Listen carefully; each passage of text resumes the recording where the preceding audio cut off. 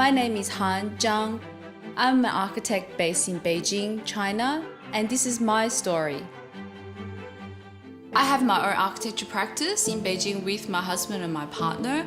Our practice is called Maison H, and we work in all areas of architecture. We do private residences, educational spaces, we also do public work. Most importantly, what we aim to do is change people's perceptions of the built environment. We design for people. We design for their behavior. We design in a way to improve the living standards of people. By providing a better built environment, we can change their perceptions of the world. We can change their perception of how to live. We don't believe in enforcing lifestyles on people. And through this interaction and understanding of people's behaviors, we can build better spaces and really change the world. I first studied a Bachelor of Commerce at Monash University, and then I studied a Bachelor and Masters in Architecture at the University of Melbourne in Australia. Beijing is a very busy city. It's very chaotic. Every time you walk onto the street, there's millions of people, everyone is in your space. And this chaoticness creates quite a negative state of mind for people. So through the work we do, we're able to give them a built environment that feels natural to them and calms them down and give them a better quality of life.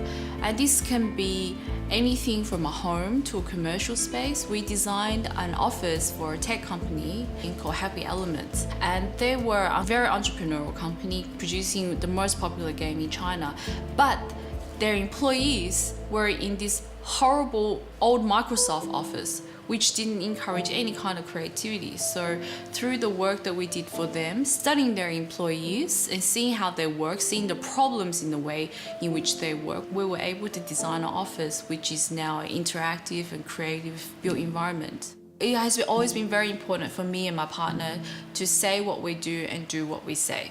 This is our motto. So we think that if we're trying to convince our client to live a more natural lifestyle, that we should also live this life. That's why we have a home office, and we have a very green home office in the middle of a very bleak city, because we believe that we should live in the environment that we advocate for. Some of the greatest challenges, I think number one is of course starting your own business at any age, but what makes it extra difficult in China is a very complex and chaotic business environment that we face. Number two is definitely the role of women within traditional societies, such as Chinese society. That has been very challenging because of my background that I grew up in Australia. I was educated in Australia. I was encouraged to be strong, to be outspoken, and that's very different in China. Women are not seen and not expected to be the one to be in charge, to say really what they think.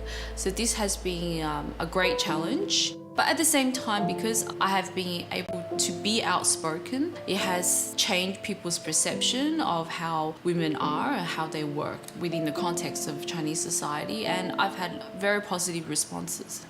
I think what inspires me the most is when I see that the spaces we have designed has been able to transform the way people think about the space in which they live or work in.